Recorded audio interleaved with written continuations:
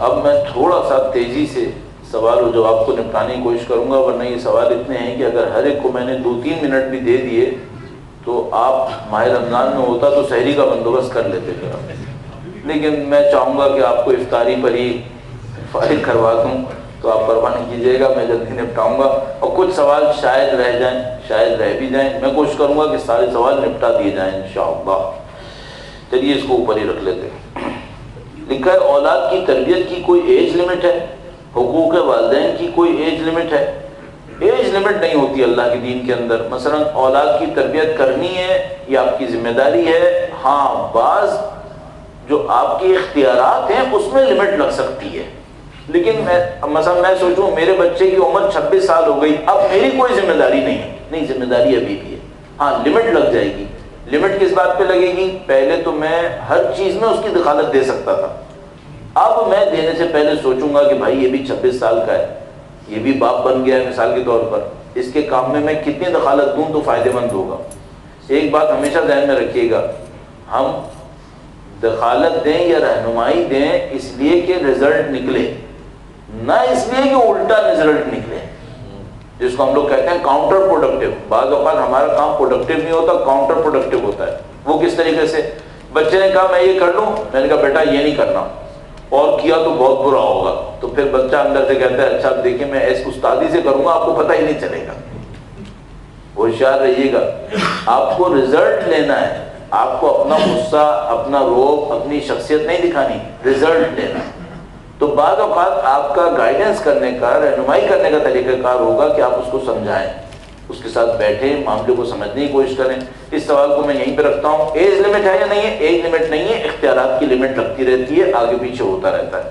والدین جتنے زیادہ کمزوری کی طرف جائیں ان کے حقوق بڑھتے چلے جاتے ہیں، اور بچہ جتنا زیادہ طاقت کی طرف جائے آپ کے اختیارات کم ہوتے رہتے ہیں۔ بھائی اس طریقے سے ہوگا معاملہ۔ بہت اچھا سوال ہے۔ والدین اولاد کی تربیت میں والدین اور والدین کے والدین میں اختلاف ہو تو اولاد کے لیے کیا حکم ہے؟ باپ ایک بات کہہ رہا ہے، دادا ایک اور بات کہہ رہے ہیں، ماں ایک بات کہہ رہی ہے، نانی ایک اور بات کہہ رہی ہے، اب کیا ہوگا؟ اچھا بچہ بیچ میں کھڑا ہے، وہ کیا کرے؟ وہ دادا کو خوش کرے یا بابا کو خوش کرے؟ اب مثال کیا ہے؟ مثال یہ ہے کہ بھائی دادا جو ہیں وہ ابھی بھی میوزک سنتے ہیں، ابا جو ہیں وہ دیندار ہو چکے ہیں۔ اب ابا کہہ رہے ہیں بیٹا میوزک کبھی نہیں سننا، اور دادا میوزک ہے بیٹا وہ کیسے اٹھا کے لاؤ ذرا۔ اب بیٹا کہہ رہے بھائی میں کہاں پھنس گیا، سنوں یا نہیں سنوں، دوں یا نہیں دوں؟ ایک بات ہمیشہ ذہن میں رکھیے گا، بچے کے لیے 2 کمانڈ نہیں جانے چاہیے۔ کمانڈ کی کلیئرٹی بہت ضروری ہے، حکم واضح۔ آپ دیکھیں آرگنائزیشنز میں آپ کام کرتے ہیں، آرگنائزیشنز کے لیے جو چیز قاتل ہوتی ہے وہ یہ کہ 2 کمانڈ اوپر سے آ رہے ہو، 2 پلرز نہیں چلتے۔ آرگنائزیشن کے اندر ایک کمانڈ اوپر سے آتا ہے، ڈائلیوٹ ہو سکتا ہے لیکن کنٹروورسی نہیں آ سکتی۔ ایک باس یہ کہہ رہا ہے، دوسرا باس یہ کہہ رہا ہے، آرگنائزیشن ختم ہو جائے گی، ٹوٹ جائے گی۔ بچے کے ساتھ بھی ایسے ہی ہوتا ہے۔ اس صورتحال میں آپ کیا کریں؟ اس صورتحال میں آپ کو باپ ہونے کے ناطے مثال کے طور پر عقل کا مظاہرہ کرنا پڑے گا کہ یا تو آپ حکم سے رک جائیں اگر آپ کے والد نے حکم چلانا ہے، اور اگر آپ یہ سمجھتے ہیں کہ آپ حکم سے نہیں روک سکتے تو پھر کوئی ایسا راستہ تلاش کیجئے کہ بچے کے اندر یہ کنٹروورسی نہ آئے۔ بچے کو 2 کمانڈ نہیں ملنے چاہیے، کیونکہ دیکھیے بچہ تو اس قابل ہے بھی نہیں کہ وہ انالیسس کرے۔ اچھا اب میں ایک اور فرض لے لیتا ہوں، بچے کی عمر 25-26 سال ہے، بابا کی عمر 40-45 سال ہے، اور دادا کی عمر 65-70 سال ہے۔ اب بچہ ہوگا جس کو حل کرنا ہوگا۔ کیوں؟ جیسے کوئی انسان 40-45 کے اوپر جاتا ہے اس کی چینج ہونے کی طاقت خراب ہو جاتی ہے۔ تو اگر دادا 65-70 سال کے ہیں تو انہوں نے تو چینج نہیں ہونا ہے، اور باپ بھی 45-50 کا ہے، اس نے بھی چینج نہیں ہونا ہے۔ اب کس نے چینج ہونا ہے؟ اب اس بچے کو ہوشیاری دکھانی پڑے گی، اس کو ہوشیاری دکھانی پڑے گی کہ میں کیسے کوئی ایسا کام کروں کہ نہ میرا باپ ناراض ہو نہ میرا دادا ناراض ہو، اور اگر کوئی ایسا کام کرنا بھی پڑے تو پھر اس کو سمجھانا پڑے گا، طریقے سے بات کرنی پڑے گی، کسی طریقے سے لے کے چلنا پڑے گا۔ جب والدین بوڑھے ہوتے ہیں تو بالکل اس پوزیشن میں ہوتے ہیں جیسے ہم بچے ہوتے ہیں. جس طرح بچے کو بعض اوقات بہلانا بھی پڑتا ہے، اس طرح بعض اوقات اگر والدین بوڑھے ہو جائیں تو بہلانا بھی پڑتا ہے، سمجھانا بھی پڑتا ہے، لیکن احترام کے ساتھ، احترام کے ساتھ. اور مجھے ایک بات کا بہت اچھی طرح اندازہ ہے اسلام کو دیکھتے ہوئے کہ اگر کوئی خدا سے مدد مانگتا رہے کہ خدا میری اس مشکل کو حل کر، میں اپنے باپ کے ساتھ بے احترامی نہیں کرنا چاہتا، میں اپنے دادا کا بھی خیال رکھنا چاہتا ہوں، خدا حل دیتا ہے. پھر خدا حل دیتا ہے. مدد طلب کرے اللہ سے، خدا عقل بھی دیتا ہے، راستے بھی بتا دیتا ہے، معاملے حل ہو جاتے ہیں. بالآخر باپ ہے، بالآخر دشمن تو نہیں ہے نا. دادا ہے، وہ بھی محبت کرنے والا ہوتا ہے. تو جب تک یہ محبتیں رہتی ہیں مسائل حل ہو جاتے ہیں، اللہ نپٹا دیتا ہے. درود بھیجے گا محمد و آل محمد.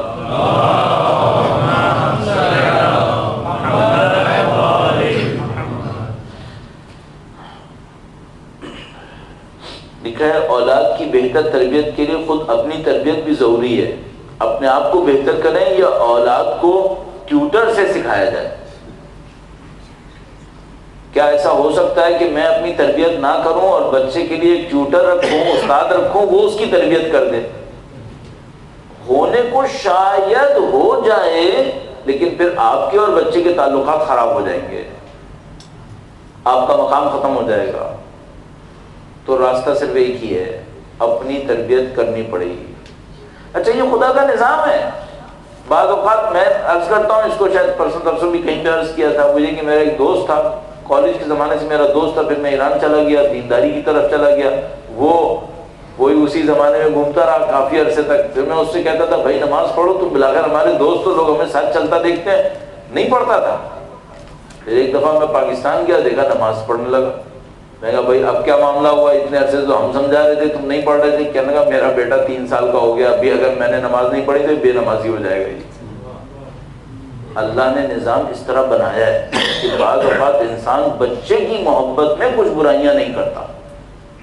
اور میں دیکھیں کچھ لوگ کہ جو برائیاں کرتے تھے، جیسے انہوں نے دیکھا بچے بڑے ہو رہے ہیں، بچیاں بڑی ہو رہی ہیں، انہوں نے اپنی برائیوں کو کنٹرول کیا ہے. یہ خدا کا نظام. تو لیکن ٹیوٹر سے معاملہ حل نہیں ہوگا، خود محنت کرنی پڑے گی. ایک بڑا خطرناک سوال ہے، آپ کی خدمت میں عرض کرتا ہوں. درود بھیجے گا محمد و آل محمد.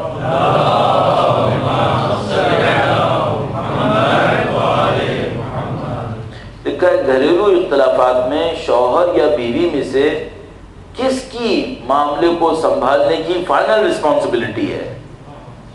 شوہر اور بیوی میں اختلاف ہو گیا ہے، اب اس معاملے کو کسی نے سنبھالنا ہے. شوہر کی ذمہ داری ہے یا بیوی کی ذمہ داری ہے؟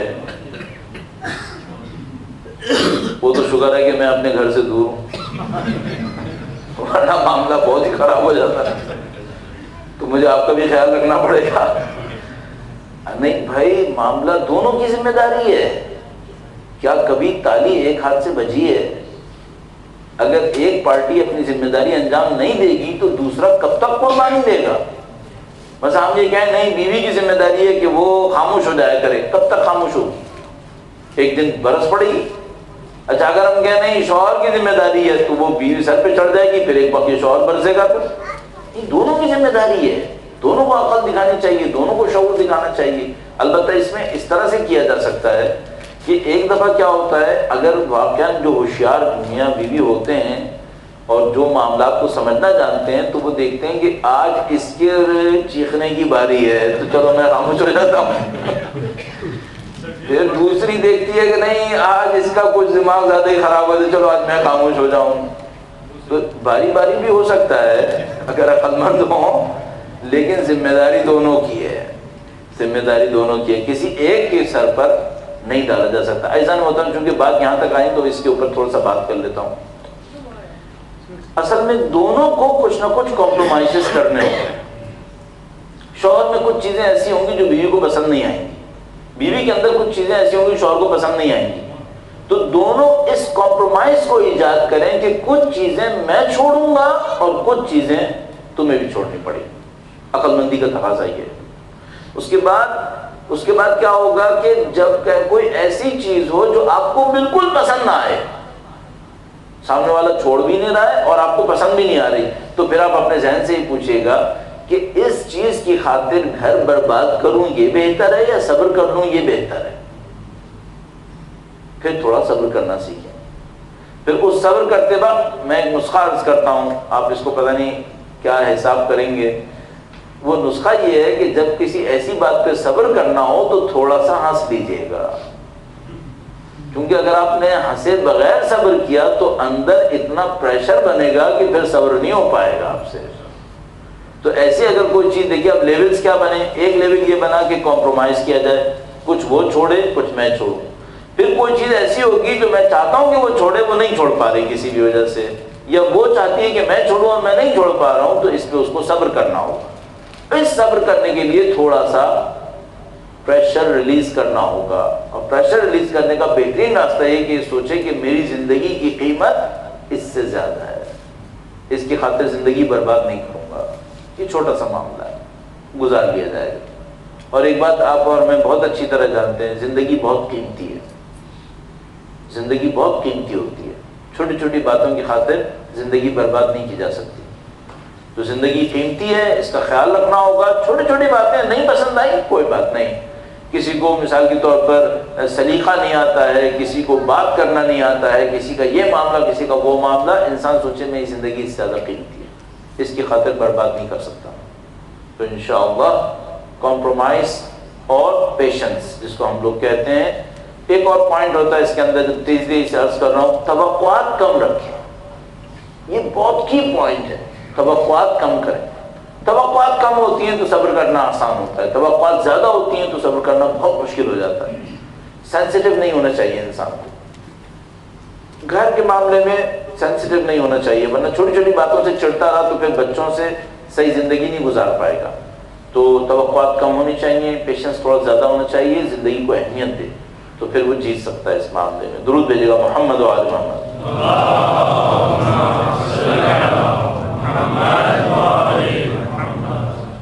سوال سنیے گا، آج کے اقتصادی حالات کے حساب سے بڑا عجیب سوال ہے. کیا یہ یقین صحیح ہے کہ اولاد اپنے والدین کے لیے رزق میں اضافے کا سبب ہے؟ مشہور ہے کہ بچہ جو آتا ہے تو اپنا رزق لے کر آتا ہے. پوچھنے والے نے اس پہ سوال کیا ہے کہ کیا یہ کانسیپٹ صحیح ہے؟ یعنی کہیں ایسا تو نہیں کہ بچہ آ کر میرا پیسہ بھی کھا رہا ہے اپنا تو لے کے گیا ہے میرا بھی لے کے جا رہا ہے.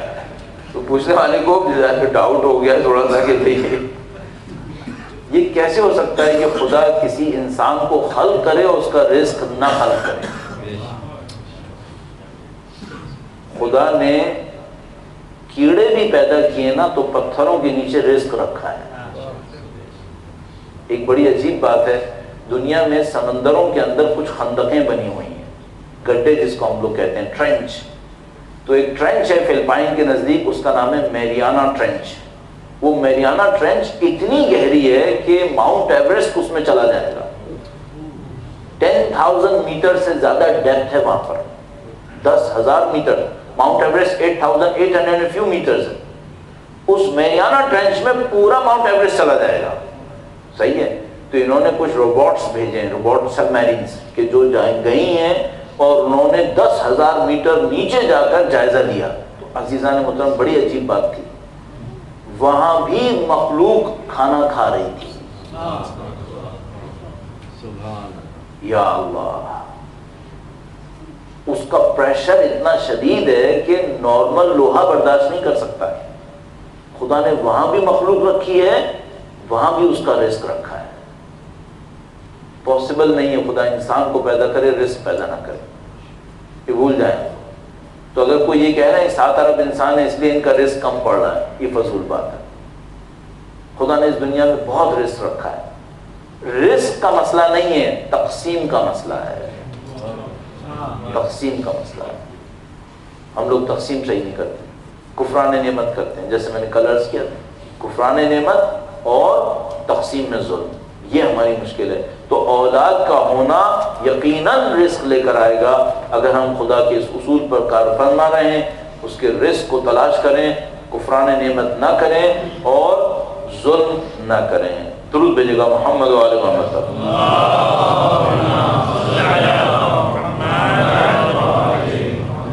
مولانا اس کا ایک ذیلی سوال بھی ہے، وہ زیادہ امپورٹنٹ بھی ہے.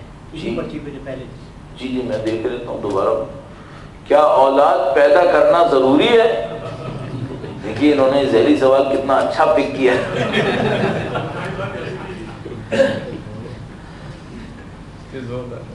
ایسا کرتے ہیں کہ ہم یہ کہہ دیتے ہیں اولاد پیدا کرنا ضروری نہیں ہے، تو 2 نسل بعد آپ بھی نہیں ہوں گے یہاں، معاملہ ہی ختم ہو جائے گا۔ کسی نے مجھ سے کہا کہ بھئی یہ جو کرسچینٹی ہے، جو اسلام ہے، کرسچینٹی اور اسلام میں ہم کہتے ہیں اسلام دین کامل ہے، کرسچینٹی دین کامل کیوں نہیں؟ اس میں بھی تو اتنے اچھی چیزیں اخلاقیات ہیں۔ میں نے کہا دیکھو اس کی ایک سادہ سی وجہ تو مجھے بھی سمجھ میں آتی ہے۔ جو کرسچینٹی میں بہترین اس وقت کی کرسچینٹی میں جو اصلی حضرت عیسیٰ علیہ السلام اس کی بات نہیں ہو رہی ہے، اس وقت کی بات ہو رہی ہے، البتہ وہ لوگ چینج کر رہے ہیں۔ میں نے اس وقت کہا آج سے 20 سال پہلے تقریباً، اس وقت کی کرسچینٹی میں جو بہترین مرد ہے وہ کون ہے؟ تو انہوں نے کہا کہ بھئی پوپ فلاں جو ہے وہ بہترین۔ میں نے کہا ایسا کرو ایک بہترین عورت بھی نکالو، انہوں نے کہا بہترین عورت بھی نکال لیتے ہیں۔ پھر میں نے کہا کہ ایسا کرو کہ دنیا کے سارے کرسچنز کو ایسا مرد اور ایسی عورت سوچ لو۔ سوچ لیا۔ میں نے کہا 2 نسل میں کرسچینٹی فارغ ہو گئی، کیونکہ ان کا جو بہترین مرد ہوگا وہ شادی نہیں کرے گا اور ان کی جو بہترین عورت ہوگی وہ بھی شادی نہیں کرے گی، تو 2 نسل میں معاملہ ختم، کرسچینٹی ختم ہو جائے گی۔ اب آؤ دین اسلام میں، بہترین مرد سوچو اور بہترین خاتون سوچو، پھر دنیا کا تصور سوچو ذرا، دنیا جنت بن جائے گی۔ یہ اسلام کا کمال ہے، یہ اسلام کا کمال۔ بچے کیوں نہ ہوں؟ ممکن نہیں ہے، بچے تو ہوں گے، غلطی ہماری ہے کہ ہم نے دنیا میں ظلم پھیلایا ہوا ہے۔ بچے ہونا طبیعی ہے، نارمل بیہیویئر یہی ہے۔ اگر ہم کیا نہیں ہونا چاہیے، وہ جو چائنا تھا اس نے 50 سال ایک بچے کی پالیسی پہ عمل کیا ہے، اتنی مصیبتیں ان کی سوسائٹی میں آئی ہیں، پاگل ہو گئے ہیں وہ لوگ کہ بھئی ہم نے کیا کیا اپنے ساتھ، دیکھیے کیا ہونے والا ہے۔ اچھا ایک بچہ ہوگا، ابھی تو ہوتا ہے کہ ضرورت ہے یا نہیں ہے تو اس کو تو چھوڑ دیتے ہیں، ایک پہ آ جاتے ہیں۔ اگر کسی معاشرے نے ایک بچہ رکھ لیا تو اگلی نسل میں ایک اور مصیبت آئے گی، نہ چچا ہے، نہ ماموں ہے، نہ کزن ہے، سب ایک دوسرے کے لیے اجنبی ہیں۔ اب آپ سوچیں وہاں کیا ہوگا؟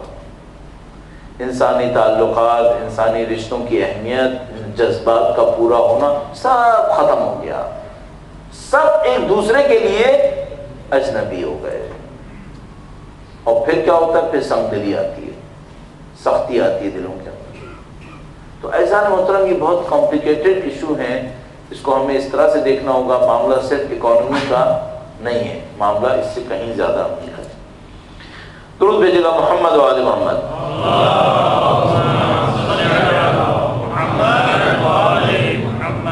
اچھا ہم نے یہ رکھا تھا تربیت اولاد پر، اب یہ سلپ ہو کر جا رہا ہے میاں بیوی کے تعلقات پر۔ تو یہ جو دونوں سوال آئے ہیں اس کے بعد والے وہ میاں بیوی کے تعلقات پر ہیں۔ تو عزیزان محترم ذرا کچھ وقت اور گزارنے دیں، ابھی بچوں سے فارغ ہو جائیں، اس کے بعد پھر میاں بیوی کو بھی دیکھ لیں گے، ابھی فی الحال بچوں پہ رہنے دیں۔ البتہ ظاہر ہے کہ سوال تو بہت اہم ہے، اور میں نے جو چند چیزیں بتائیں ان میں اگر میں ایک اور اضافہ کر لوں وہ ہے انڈرسٹینڈنگ کا ڈیولپ کرنا۔ میاں اور بیوی کے درمیان مفاہمت جس کو ہم لوگ کہتے ہیں، ایک دوسرے کو سمجھنا، یہ کیسے ہوگا؟ اس کے اوپر بہت محنت کرنی پڑے گی۔ کاش یہ ہونے لگے، ایک دوسرے کے ذہن کو سمجھنے لگے۔ اس کا ایک نسخہ میں عرض کر دوں، اس سوال میں کچھ چیزیں جو بہت ہی باریکی کی ہیں، یعنی بہت زیادہ ڈیٹیلز کے اندر جانے کی ہیں، اس کے بجائے میں ایک اوور رول عرض کرنے کی کوشش کرتا ہوں۔ وہ ایک رول، بہت آسان رول یہ ہے، آپ کو اگر یہ سمجھنا ہے کہ سامنے والا صحیح کر رہا ہے یا غلط کر رہا ہے، تو اس کا ایک اور آسان کام ہے، آپ اس کی جگہ اپنے آپ کو بٹھا کر دیکھیں، پھر آپ کو تھوڑا بہت اندازہ ہوتا ہے کہ وہ جو کر رہا ہے وہ صحیح کر رہا ہے یا غلط کر رہا ہے۔ اس کو کیسے کرتے ہیں؟ مثال کے طور پر بھائی آپ نے یہ دیکھا کہ مولانا صاحب نے یہ کر دیا، مولانا صاحب نے یہ کر دیا، تھوڑا سا آپ میری جگہ آ جائیے اور میں آپ سے کہوں گا آپ نے یہ کیوں کر دیا، آپ نے یہ کیوں کہہ دیا، تھوڑا سا میں آپ کی جگہ پہ چلا جاؤں اور سوچوں آپ کی پوزیشن کیا تھی اس وقت، اور آپ یہ سوچیں کہ میری پوزیشن کیا تھی اس وقت، تب معاملہ حل ہوتا ہے۔ ایک دوسرے کے دماغ کو ریڈ کرنا، یہ بہت مشکل کام ہو جاتا ہے بعض اوقات۔ اس کے لیے مجھے یاد ہے اس کے لیے مثالی واقعہ بتاتے ہیں، ایک سمبولک ایونٹ بتاتے ہیں۔ وہ کہتے ہیں 2 بچے کلاس کے اندر لڑ رہے تھے، استاد کے پاس گئے، ٹیچر کے پاس، اس نے کہا کہ یہ جو میں کہتا ہوں نا یہ اس کا الٹا کہتا ہے، پتہ نہیں اس کے ساتھ کیا مصیبت ہے۔ میں کہتا ہوں دن ہے تو یہ بولتا ہے رات ہے، میں کہتا ہوں 2 + 2 یہ، وہ کہتا ہے وہ کچھ اور۔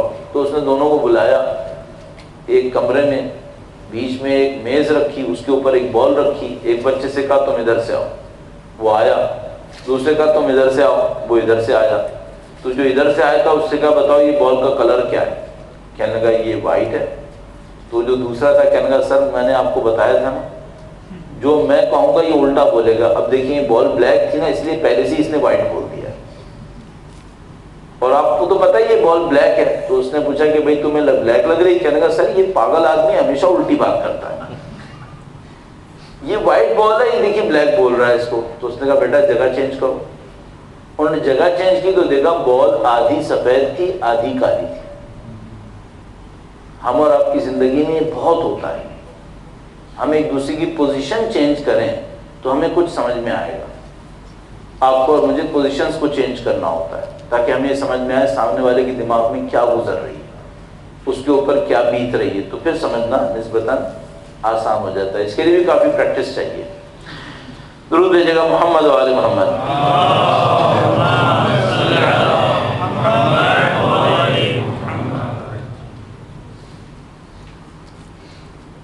ایک بار پھر درود بھیجے گا محمد و آل محمد۔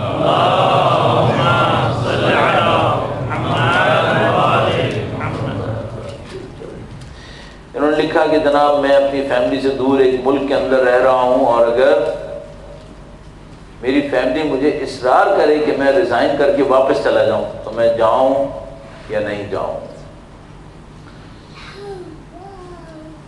If family does not want to join me and ask me to return back, then if I resign and go back, then is it admissible?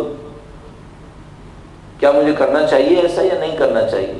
Family یہاں نہیں آنا چاہ رہی اور وہ کہہ رہے ٹھیک ہے ریزائن دو واپس آ جاؤ، کروں یا نہیں کروں؟ بہت زیادہ پیرامیٹرز بیچ میں انوالو ہوں گے جس سے پتہ چلے گا کہ کرنا چاہیے یا نہیں کرنا چاہیے۔ بہت زیادہ پیرامیٹرز انوالو ہوں گے، ہمیں دیکھنا پڑے گا۔ مثال کے طور پر فیملی اگر کہہ رہی ہے کہ بھائی مجھے یہاں پہ نہیں آنا ہے، وجہ کیا ہے، کیوں نہیں آنا ہے؟ ممکن ہے کہ کوئی ایسا واجب کام ہو جس کی وجہ سے وہ یہ کہے کہ نہیں وہاں سے نکلنا صحیح نہیں ہے، وہاں پہ رہنا پڑے گا۔ اچھا یہ جو کہہ رہا ہے میں ریزائن دوں اور چلا جاؤں، تو میرے لیے بہت سادہ سی ایک بات ہے، میں کہوں گا اللہ رزق دینے والا ہے، دو ریزائن اور چلے جاؤ، کوئی بات نہیں، خدا رزق دے گا۔ نہیں، اتنا آسان نہیں ہے، مجھے اس کی بھی پوزیشن چیک کرنی پڑے گی۔ تو یہ جو جتنے اس ٹائپ کے کوشچنز ہوتے ہیں اس کے اندر 2500 پیرامیٹرز انوالو ہو رہے ہوتے ہیں، اور ایک رول آف تھم میں یہ کہوں نہیں ملک واپس جانا ضروری ہے یا یہاں پہ رہنا ضروری ہے، یہ صحیح مناسب جواب نہیں ہوگا، اس کی بہت زیادہ ڈیٹیلز ہوتی ہیں۔ تو آپ جب بھی کسی کے ساتھ سوال کریں اس ٹائپ کے ایشوز کو آپ اس طرح پیپر کے اوپر سوال نہیں کر پائیں گے۔ اب اس میں ایک اور خطرناک کام ہوتا ہے جو ہمیں تجربے سے پتہ چلا ہے، وہ ہوتا یہ ہے کہ جس نے یہ پوچھا ہوتا ہے یہ والا کیس نہیں ہوگا، ایسے ہی میں کہہ رہا ہوں یہ والا کیس نہیں ہوگا۔ معمولاً ایسا ہوتا ہے کہ جس نے پوچھا ہوتا ہے اس کو بھی پتہ ہوتا ہے کہ پیپر پہ یہ پتہ نہیں چلے گا، لیکن وہ یہ چاہتا ہے کہ میں ایک جملہ بول دوں تاکہ وہ بعد میں استعمال کر لے۔ البتہ یہ وہ کیس نہیں ہوگا اتنا کمپلیکیٹڈ، ہاں، لیکن ہمارے ساتھ ہوتا ہے کہ سامنے والا یہ کہتا ہے مولانا ایک جملہ بول دے ہاں، تو بس میں کہوں گا دیکھو مولانا نے کہا تھا کہ ہاں۔ اچھا ہمیں بھی اندازہ ہے کہ نہیں بھائی یہ معاملات ایسے نہیں سنبھلتے ہیں، اس میں بہت ساری چیزیں چیک کرنی پڑتی ہیں، حقوق کا معاملہ ہوتا ہے، ظلم کا معاملہ ہوتا ہے، اور ہم کیسے بغیر حق اور بغیر ناحق کو دیکھے کسی کے بارے میں کہیں کہ وہ یہ کرے یا وہ یہ نہ کرے، تو ڈیٹیلز ہوتی ہیں۔ درود بھیجے گا محمد و آل محمد۔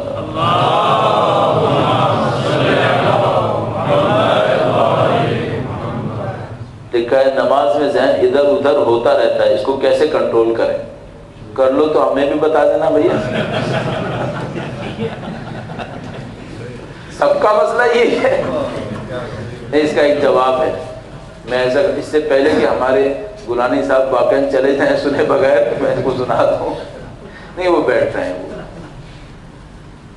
اس سال ماہ سفر میں پہلی سے 10 سفر 9 سفر ہم نے بھوجانی ہال میں ایک اشرہ اسی پہ پڑھا ہے کہ نماز میں دماغ کو کنٹرول میں کیسے رکھیں. تو میں اس کو ابھی جواب نہ دوں، بہتر ہے اس اشرے کو آپ دیکھ لیجئے، وہ انشاءاللہ انٹرنیٹ کے اوپر آپ کو آسانی سے مل جائے گا. چھوٹا سا ایک جواب دیں تو چلیے صحیح، چھوٹا سا جواب دے دیجیے. جتنا آپ پہلے مرحلے کی بات کر رہا ہوں، اگلوں کی بات نہیں کر رہا ہوں، پہلے مرحلے کی، سب سے پہلے کیا کریں؟ باڈی پہ کنٹرول بڑھائیں، باڈی پہ کنٹرول بڑھائیں. یعنی جس طرح خدا نے نماز میں آپ کی باڈی کو کہا ہے کہ رکھو، پہلے باڈی کو کنٹرول کر لیں. جتنا آپ کا باڈی پہ کنٹرول بڑھے گا، آپ کا دماغ پہ کنٹرول خود بخود بڑھ جائے گا. مثال بھائی، جب آپ قیام کی حالت میں کھڑے ہیں تو ہاتھوں کو یوں رکھیں سائڈ میں یا سامنے رکھیں؟ مستحب ہے کہ سامنے رکھیں. انگلی جڑی بھی ہوں یا کھلی بھی ہوں؟ جڑی بھی ہوں. انگلیاں یوں سامنے ہوں. جب آپ سجدے میں سر کے برابر میں ہاتھ رکھیں تو انگلیاں کھلی بھی ہوں یا جڑی بھی ہوں؟ جڑی بھی ہوں. کس طرف ہوں؟ ٹیڑھی ہوں یا سیدھی ہوں؟ قبلے کی طرف. جب آپ کھڑے ہوں تو آپ کے پاؤں کھلے ہوئے ہوں وی کی شکل میں یا دونوں اسٹریٹ لائن کی صورت میں ہوں؟ Straight line. رخ کس طرف ہو؟ قبلے کی طرف. باڈی پہ کنٹرول کریں، پہلے باڈی پہ کنٹرول کریں. پہلے مرحلے کی بات کر رہا ہوں. جیسے ہی باڈی پہ کنٹرول شروع کریں گے، آپ کا مائنڈ پہ کنٹرول بڑھنا شروع ہو جائے گا. تو آپ اس کو ابھی سے شروع کر سکتے ہیں، اگلی نماز سے شروع کر سکتے ہیں. اور اس اشرے میں ہم نے ایسی 10 ترکیبیں بتائی تھیں جس سے آپ نماز میں اپنی کنسنٹریشن، توجہ بڑھا سکتے ہیں. تو آپ کو موقع ملے تو آپ ضرور وہ سن لیجئے گا، تاکہ آپ کا بھی ثواب بڑھے گا، ہمارا بھی اس سے ثواب بڑھے گا انشاءاللہ. درود بھیجے گا محمد و آل محمد پر.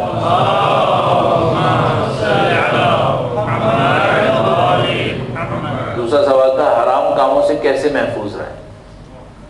اپنے آپ سے یہ پوچھ لو حرام کا فائدہ کیا ہونے والا ہے اور نقصان کیا ہونے والا ہے. سیریسلی اپنے آپ سے سوال کریں. مثال کے طور پر ایک بہت بڑی مشکل جو جوان بھی اور حتیٰ بوڑھے بھی ہم سے پوچھتے ہیں، نگاہوں پہ کنٹرول کیسے کریں.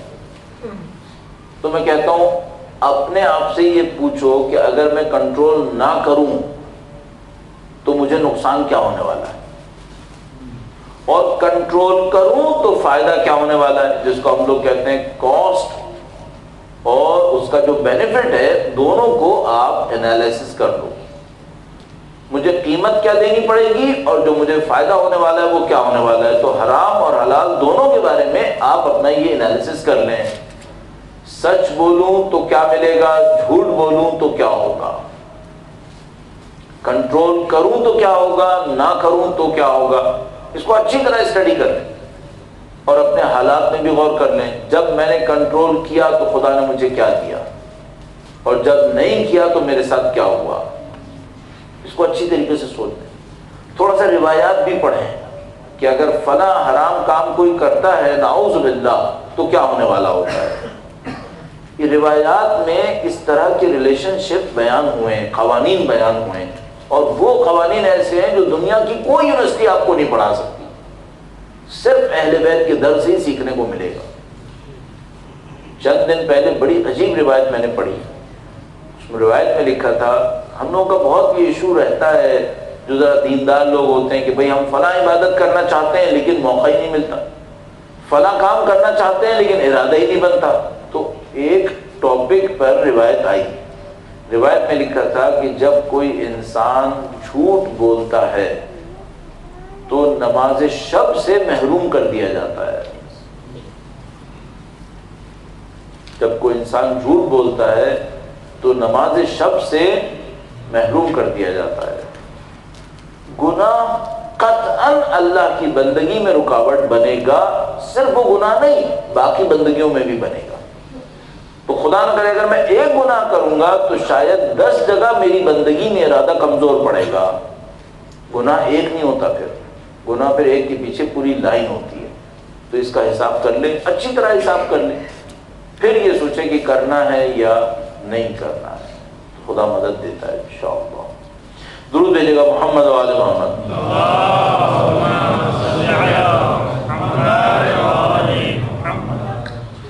سوال ہے غیبت کے زمانے میں ہماری ذمہ داری کون سے عمل انجام دے کر ظہور جلد ہو سکتا ہے، مومنین کس طرح سے محفوظ رہ سکتے ہیں. یہ جو غیبت اور اس کی ذمہ داریوں کے حوالے سے اس کے اوپر بہت ایکسٹینسو گفتگو ہونی چاہیے. اس میں مختصر کرنے کا بھی زیادہ فائدہ نہیں ہوتا ہے، لیکن کل میں نے جو جملہ عرض کیا تھا اس کو آپ اگر اپنی زندگی میں اختیار کر لیں تو آپ بہت ترقی کر سکتے ہیں. وہ جملہ میں دہرا دیتا ہوں، ہر کام کرنے سے پہلے پوچھ لیجیے گا اس سے امام خوش ہیں یا نہیں ہے. یہ جملہ بہت سارے مسائل کو حل کر دیتا ہے، بہت سارے مسائل کو حل کرتا ہے. مثلا آپ ایک کام کریں، آپ ہر ہفتے جمعے کے دن مثال کے طور پر کوئی ایک کام ایسا کریں جس سے آپ کا مقصد ہو کہ مجھے امام کا دل خوش کرنا ہے. صبح سے شام تک سوچیے آپ نے جو کام کیے، کوئی ایک کام ایسا کریں، کسی کو خبر بھی مت کیجیے گا، بتائیے گا نہیں، کیونکہ بتانے میں انسان ریاکاری کر دیتا ہے. پھر کوئی ایک کام کریں بینی و بین اللہ، آپ کے اور خدا کے درمیان، اور کیا خدا ہے یہ جو میں نے کام کیا نا یہ تیری حجت کے دل کو خوش کرنے کے لیے کیا ہے، کسی کو خبر مت دیں. خود بخود آپ امام کے راستے پر مزید آگے بڑھ پائیں گے انشاءاللہ. بہت اچھا سوال ہے. اکثر اوقات بچے عجیب و غریب سوال کرتے ہیں، ایسی ایسی باتیں کرتے ہیں کہ والدین کے پاس کوئی جواب نہیں ہوتا. ایسے بچوں کو کیسے مطمئن کرنا چاہیے؟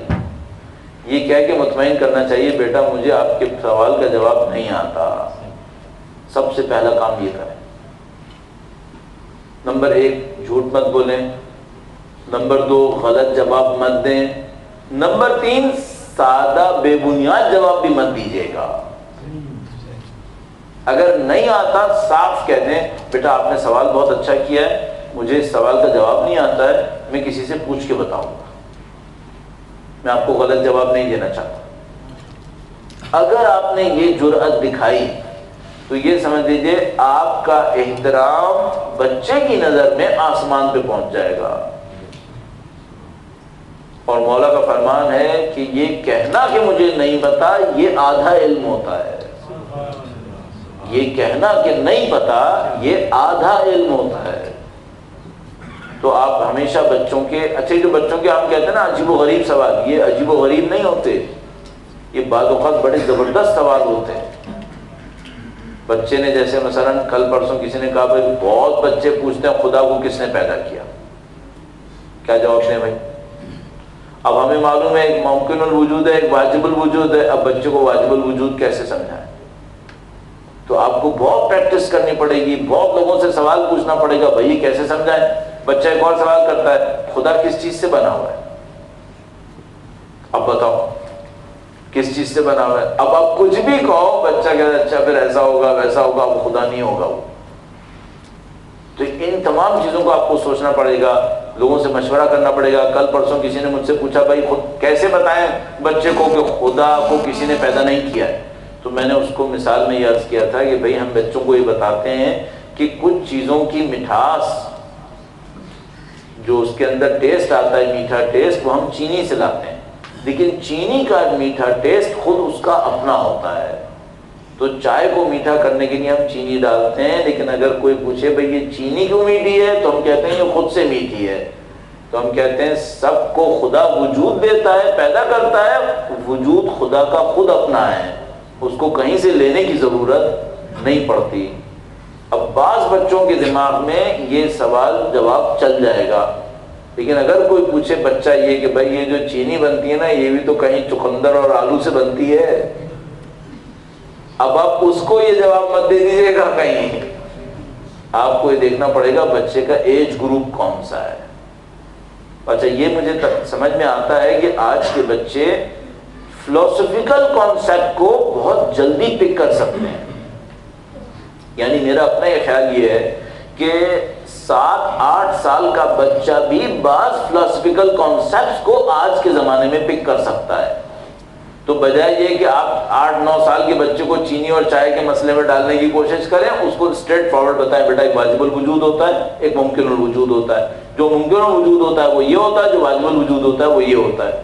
پہلے کے زمانے میں 9 سال کا بچہ اس کو نہیں سمجھ سکتا تھا، آج کے زمانے میں سمجھ سکتا ہے. اب صرف ایک مسئلہ رہ گیا ہے، آپ کو خود پتا ہے یہ مسئلہ بڑا اہم مسئلہ ہے کہ بھائی یہ تو اس وقت بتائیں گے وہ خود پتا ہوگا. اس لیے میں نے پہلے ہی کہہ دیا تھا کہ جو نہیں معلوم اس کا بتا دینا کہ بیٹا مجھے نہیں معلوم اور پھر پڑھ لینا، چونکہ آپ کو بھی قیامت کے دن جواب دینا ہوگا، تو اچھا ہے کہ بچے کو بتانے کے بہانے آپ کو پتہ چل جائے گا، اس کو ضرور دیکھ لیجیے گا۔ بچوں میں اخلاق کی تعلیم کیسے دی جائے؟ بد اخلاق بن کر۔ ظاہر ہے کہ با اخلاق بن کے تعلیم دی جا سکتی ہے، ہمیں اخلاق سکھانے کا صرف ایک راستہ آتا ہے، خود اخلاق دکھاؤ۔ بد اخلاق بن کے اخلاق کی تعلیم ہم نہیں دے پائیں گے، بچے کنفیوز ہو جائیں گے۔ اللہ ہم سب کو اس معرکے میں کامیابی نصیب فرمائے انشاءاللہ۔ ایک بار پھر درود بھیجے گا محمد و آل محمد۔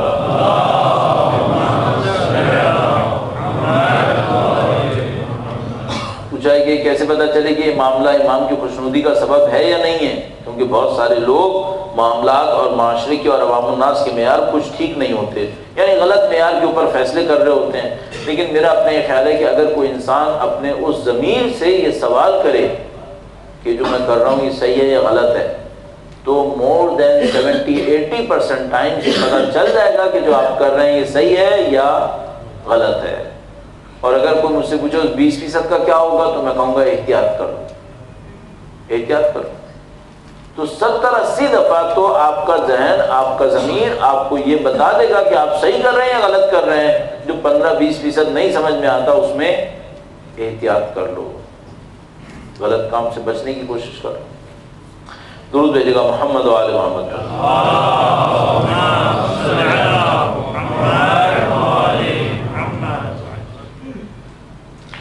کہا کہ ہم بچے جو ہیں جب بڑوں سے کوئی سوال کرتے ہیں تو زیادہ تر صحیح جواب نہیں دیتے، بلکہ ٹالنے کا کوئی جواب دے دیتے ہیں، کہتے ہیں خود ہی جا کے تلاش کر لو، خود ہی یہ کر لو، یا کوئی ایسے ہی جواب دے دیتے ہیں۔ تو آخر میں انہوں نے کیا لکھا کہ بھئی ہمیں کیا کریں؟ بس انہوں نے کہا کہ بھئی اس طرح کا ایک معاملہ ہمارے ساتھ پیش آتا ہے۔ تو میں اس بچے سے کہوں گا کہ دیکھو یہ تو ہمیں معلوم ہے کہ ہمیں جواب چاہیے، اگر بڑے ہمیں جواب نہیں دے رہے، آج کی دنیا بحمدللہ انٹرنیٹ کی دنیا ہے، اس انٹرنیٹ کی دنیا میں جو ایک خوبی ہے وہ یہ کہ معلومات چھپی ہوئی نہیں ہے، اب معلومات کھل گئی ہے، ڈھونڈنے کی ذرا سی کوشش کرو تو یا جواب مل جائے گا یا ایسے لوگوں تک پہنچ جاؤ گے جو جواب دے دیں گے۔ یہ پہلے والا زمانہ نہیں رہا۔ مجھے یاد ہے میں کلاس 8 میں یا 9 میں تھا، تو میرے دماغ میں آیا کہ مجھے وائرلیس وہ واکی ٹاکی سیٹ بنانا چاہیے۔ اس زمانے میں واکی ٹاکی سیٹ مجھے پتہ نہیں کیوں اٹریکٹ ہو گیا تھا۔ اب میں پتہ نہیں کتنے لوگوں سے جا کے ملتا تھا کہ بھائی مجھے کوئی ڈائیگرام سرکٹ دے دو کہ یہ واکی ٹاکی سیٹ کیسے بنتا ہے، کہیں مل کے نہیں دیتا تھا، کس کس کے پاس جانا پڑتا تھا، پھر کہیں جا کر کوئی چیز ملی، کوئی ادھوری مل گئی، کوئی اس میں آئی سی غائب ہے، اس میں کوئی چپ غائب ہے۔ ابھی سب کچھ انٹرنیٹ پہ پڑا ہوا ہے، ایٹم بم بنانے کا طریقہ بھی انٹرنیٹ پہ پڑا ہوا ہے، بنانا تو بنا لو جا کے، کوئی مسئلہ ہی نہیں۔ بعض اوقات تو ہم فقہی مسائل انٹرنیٹ پہ ڈھونڈ لیتے ہیں۔ آپ یہ حرکت مت کیجیے گا، کبھی کوئی الٹی سیدھی ویب سائٹ پہ چلے گا تو پتہ نہیں کیا دے دے گا آپ کو۔ ہم دیکھتے ہیں ویب سائٹ کون سی ہے، کس عالم نے کہا ہے، لیکن بہت کچھ انٹرنیٹ کے اوپر ہے۔ تو میں بچوں سے کہوں گا کہ تھوڑا سا سرچ کریں، یا جواب مل جائے گا یا ایسے لوگ تک پہنچ جائیں گے جو جواب دے سکیں گے۔ درود بھیجے گا محمد و آل محمد۔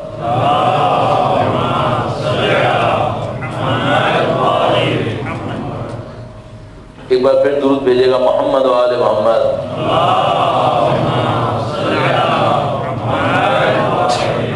انہوں نے کہا کہ جو ہم اسکول کالجز میں ہوتے ہیں تو ہمارے بارے میں بہت سارے لوگوں کی اوپینین اچھی نہیں ہوتی۔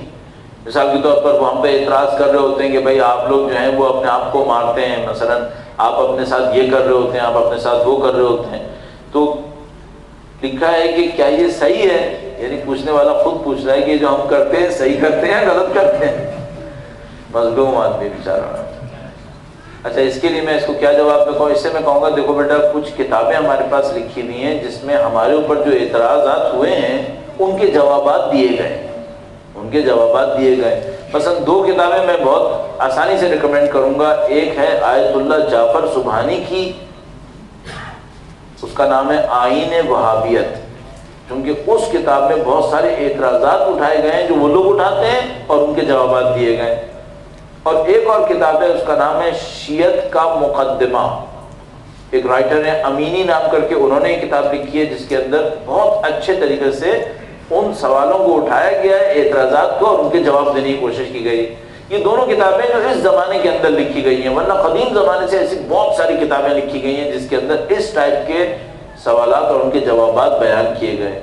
تو میں اپنے بچے کو یا بچی کو جو بھی ہے اسے ریکمینڈ کروں گا کہ وہ ان دو کتابوں میں سے کسی ایک کو ضرور دیکھ لے۔